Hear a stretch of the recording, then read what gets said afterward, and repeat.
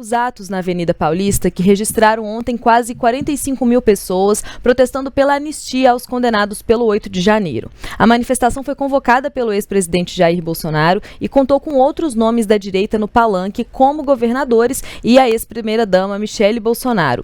Fran, vamos lá, vamos entender o que a gente tira desse evento, quais foram os destaques, né, desse ato de ontem. Pois é, Dani, depois dessa abertura de ação penal, né, contra Bolsonaro e outras 7 pessoas no Supremo Tribunal Federal, e ainda tem aí o julgamento para ver se aceita ou não as ações penais contra outros 4 núcleos aí de envolvidos nessa suposta trama de golpe de Estado, o que Bolsonaro e seus aliados tentam fazer é justamente ampliar essa pressão popular relacionada aí ao projeto de anistia. Por outro lado, também é muito importante para o ex-presidente mostrar o quê? Que ele ainda tem esse fôlego político e esse apoio popular. Então, ontem, o número de pessoas, né, foi maior do que a da última manifestação em Copacabana, 45 mil pessoas, mas muito longe daquele quase de 1 milhão que o ex-presidente vinha falando aí. E o que chamou a atenção ontem foi justamente a presença de diversos atores políticos, diferente da primeira lá, da última manifestação. Então, até mesmo membros do PL mandaram listas com centenas de pessoas. Aí a gente está falando não só de governadores do Estado, que depois a gente vai entrar nesse tópico, mas também de deputados, de senadores, de vereadores. E ontem também o que acabou chamando a atenção ali foi a presença da ex-primeira-dama, Michele Bolsonaro, que estava próxima ali dos filhos do ex-presidente, inclusive de Carlos Bolsonaro. Os dois, eles são conhecidos aí justamente por ter digamos que desavenças, e ontem os dois estavam com essa proximidade, mostrando o quê? Justamente para tentar mostrar que, independente do que aconteça, vamos dizer assim, há esse apoio fechado em prol de Jair Bolsonaro. Bolsonaro ontem também, né, ele fez algumas analogias dizendo sobre prisão de pipoqueiro, de sorveteiro, enfim, tentou falar inglês ali também durante a manifestação, mas todos aqueles discursos e tudo foram naquela linha que a gente já está vendo de prol à anistia e a esse projeto que está engavetado na Câmara dos Deputados. A gente tem até, Fran, uma fala, né, do ex-presidente Jair Bolsonaro que mostra um pouco de como foi esse tom, um pouquinho da diferença dessa manifestação de ontem, que vem justamente numa cobrança ao Congresso a respeito da aprovação da anistia. Vamos ouvir o que disse o ex-presidente. Quanto à anistia, eles já perderam essa guerra. A grande maioria do povo brasileiro entende as injustiças e agora se socorre da nossa Câmara Federal, do Senado Federal, para fazer justiça. E a anistia é competência privativa do Congresso Nacional. Caso eles votem, o projeto seja sancionado ou promulgado, no caso de um veto, vale a anistia. Então a gente tem aí essa fala do ex-presidente justamente trazendo para o Congresso, né, Fran, a responsabilidade por essa aprovação que eles cobram ali nessa manifestação. Exatamente, Dani. É importante a gente até trazer um recorte também.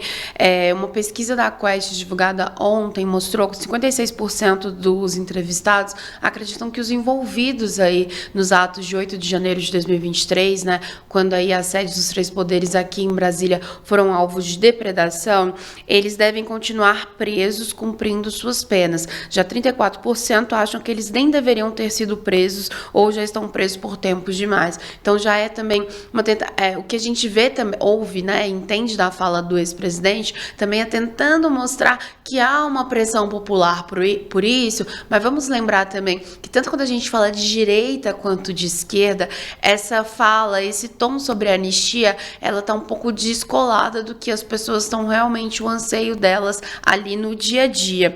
Lembrando que mais de 500 pessoas já foram condenadas pelo Supremo Tribunal Federal em função desses atos, as penas variam entre 1 e 17 anos de prisão. Mas aí jogando agora essa luz para o Congresso Nacional.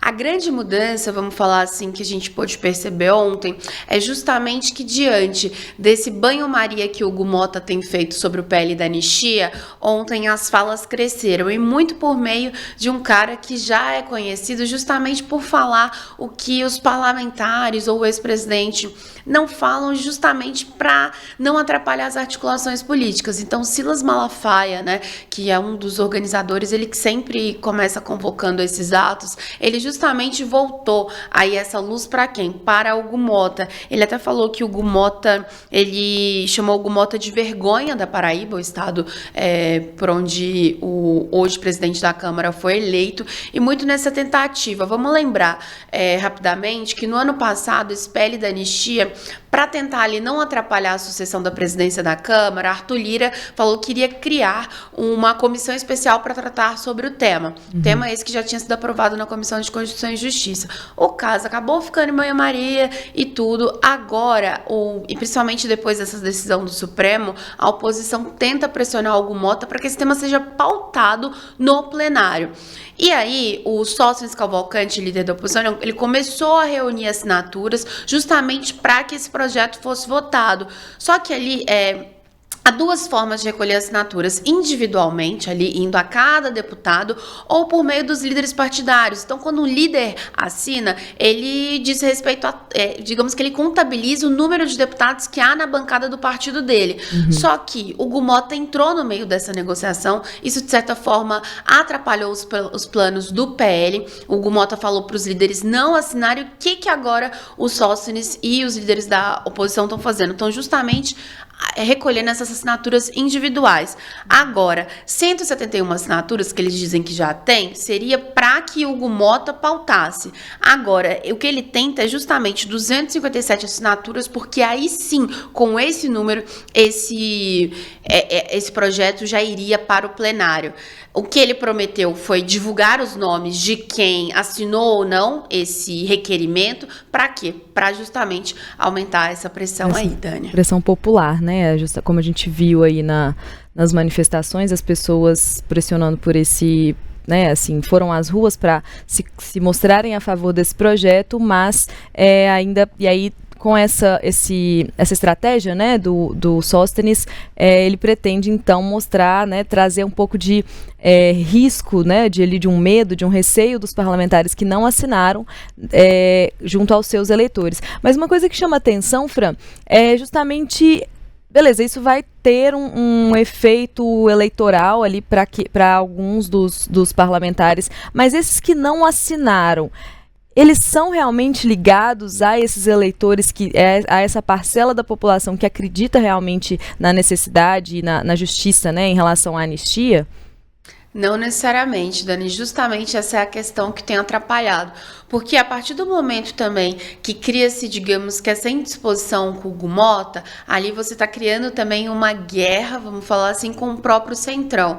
Então é um momento muito delicado para a oposição para tentar entender até que certo ponto vale a pena ou não comprar essa briga com o Centrão e com o Hugo Mota. Digamos que a compra dessa briga total seria justamente se chegar à conclusão de que o julgamento aí, enfim, para Bolsonaro ser condenado ou não, já tivesse sido marcado, as coisas ali estão acelerando, e aí essa seria, digamos que a última cartada de todos os tempos.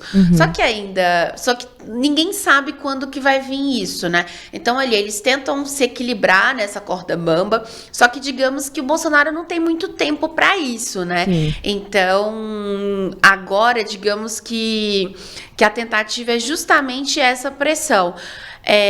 Só que o Centrão também avalia muito, porque esses deputados, muitos deles também, estão ligados a outro tipo de eleitorado, não necessariamente a essa direita mais radical ali, ao do ex-presidente Jair Bolsonaro, e essas pesquisas e tudo que isso mostra também, e essa falta de pressão nas ruas, de certa forma, tem deixado esses deputados do Centrão de uma forma mais confortável. Lembrando, se aprovado na Câmara, aí tem que começar também uma outra fase no Senado Federal. Então o caminho não tá fácil para a oposição. E aí é mais difícil ainda, né, Fran?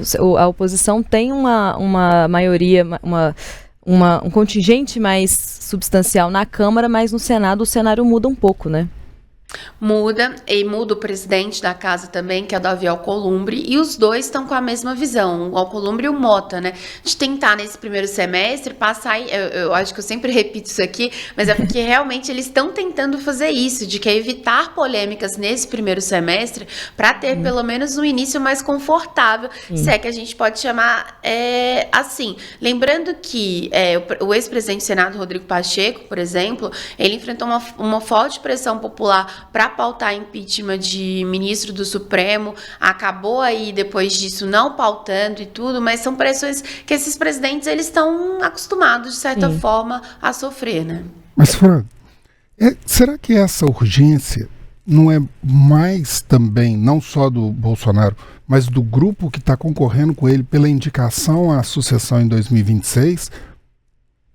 Nós vimos vários deles no evento desse fim de semana. Pois é, o que a gente viu foi justamente, né, esses governadores que buscam aí por essa parcela do eleitorado de Bolsonaro, ali no trio, não necessariamente todos falaram, né, o Tarcísio de Freitas, obviamente, governador de São Paulo, pelo Republicanos, foi quem falou, mas a gente teve a presença, né, só passando rapidamente, Romeu Zema, do Novo, o Ratinho Júnior, que é do PSD do Paraná, teve também o Wilson Lima, que é do União Brasil, ele que é do Amazonas, aí ainda do União Brasil, o Ronaldo Caiado, né, que é o governador de Goiás, teve também o Mauro Mendes, do Mato Grosso, que também é do União Brasil, além de Jorginho Melo, de Santa Catarina, do PL. Agora, uma grande questão também, Fred, é até onde esses governadores, eles têm essa influência ou não no partido. Quando a gente olha o União Brasil, por exemplo, que esses 3 governadores estiveram presentes ontem, só que é um partido também que ele está muito rachado. Então, tudo isso varia. O Republicanos e o PSD, o que o Bolsonaro tenta fazer nesse instante? Justamente conversar com os líderes desses partidos. Então, o Marcos Pereira, ele tenta uma reaproximação nesse momento, e com o Gilberto Kassab, digamos que o caminho está um pouco mais andado. Então, tudo isso também, essa anistia, ela passa também por esses acordos, essas negociações do ex-presidente com esses partidos. Agora, o fato ontem é que os governadores tentaram aí mostrar que, olha, tô querendo os votos de Bolsonaro e vim aqui também para tentar defender ele, né? Exato. Inclusive o Caiado, que é concorrente dele, que já lançou a pré-candidatura, né? E o Caiado mesmo falou esses dias, né? Não preciso de padrinho, que ele não precisa desse apoio, enfim, mas estava lá, né? E o Caiado teve aquela questão nas eleições municipais do ano passado, porque lá em Goiânia, enquanto o Caiado apoiou o Mabel, né, que inclusive foi o prefeito eleito, o Bolsonaro estava aí com o nome de Fred Rodrigues. E aí tudo isso culminou ali num racha entre os dois, um atacando o outro depois, e agora, só que Caiado já viu que não tem como também ser eleito presidente da República só com o apoio de ACM Neto, que é conhecido onde? Em Salvador, nem em toda a Bahia. Exato. Então, agora também ele tenta essa aproximação. Então, ontem foi dia dos governadores também tentarem mostrar ali para essa bolha, olha, tô defendendo o Bolsonaro, não quero somente os votos dele. Agora isso vai convencer? Vai depender do que o Bolsonaro falar. A gente tem até os comentários aqui, deixa eu ler. A gente teve bastante participação hoje, obrigada a todo mundo que participou. A gente teve a Venícia, que diz: se derem anistia para essa família sem vergonha, o Brasil...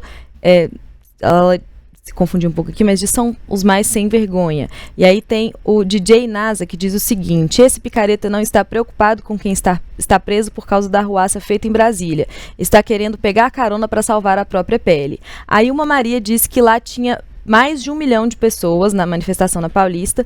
E a gente tem a Elma, a Lúcia, a Helena, todas ali falando, as duas, né, nesse caso, falando contra a anistia, falando que Bolsonaro está inelegível e sem anistia. E a Elma diz o seguinte: no fundo, a anistia não promove a paz, ela promove a impunidade. Então, tem também essa discussão, Fran, que eu acho que é até um pouco do que a gente coloca, um pouco não, né? É literalmente o que a gente pergunta aqui na enquete, sobre a quem essa anistia realmente beneficia. E aí o nosso espectador pode responder beneficia os condenados pelo 8 de janeiro, beneficia Jair Bolsonaro ou todos os brasileiros. A gente tem Jair Bolsonaro ganhando aqui com 44% dos votos, e justamente essa é uma pergunta que eu acho que é muito chave nessa questão, que Qual é realmente o interesse desse grupo político na anistia dessas pessoas e não, na verdade, na inclusão do ex-presidente Jair Bolsonaro nesse bolo, né? Na anistia dele, na verdade, para que ele não seja responsabilizado pelo que está sendo julgado no Supremo, enfim, pelo que ele se tornou réu há uns dias, pela tentativa de golpe de Estado. E aí fica uma pergunta, né, uma provocação até que ponto então iria-se, se não fosse essa possibilidade de atender a Bolsonaro também nesse projeto de anistia, né? Esse projeto, ele não tá ali, claro, um benefício ao ex-presidente Jair Bolsonaro, porque isso seria uma segunda fase ainda, né? Uhum. A gente está falando ali de mais de 1.600 pessoas que foram denunciadas pela PGR. Buscando rapidamente aqui esses dados, né? A PGR já fez acordo com 546 réus. Eu disse aqui, né, que mais de 500 foram condenados. Desses, 237 pessoas, para ser mais exata, recusaram, inclusive, esse acordo com a PGR. Que esse acordo é o quê? A pessoa ali, ela vai ter uma pena alternativa, então um cumprimento de serviço social, vai ter que fazer um curso de defesa sobre a defesa do Estado Democrático de Direito, além de multa. Então essas pessoas também rejeitaram. Então quando a gente olha também essa parcela, né, de pessoas que foram aí denunciadas por essas invasões, é realmente um recorte, né, assim. E agora nesse texto, eu estava falando, né, que no projeto não tem isso claramente para o Bolsonaro, porque isso viria num segundo momento, mas que é visto se os deputados conseguirem passar esse texto, esse outro detalhe, é um detalhe mesmo, porque aí eles conseguem beneficiar Bolsonaro de certa forma. E além da anistia, a telespectadora até falou sobre a inelegibilidade, né? Aí também é preciso aprovar um projeto de lei da ficha limpa também no Congresso para Bolsonaro reverter 2 inelegibilidades. Então, assim, são muitas tentativas. É possível?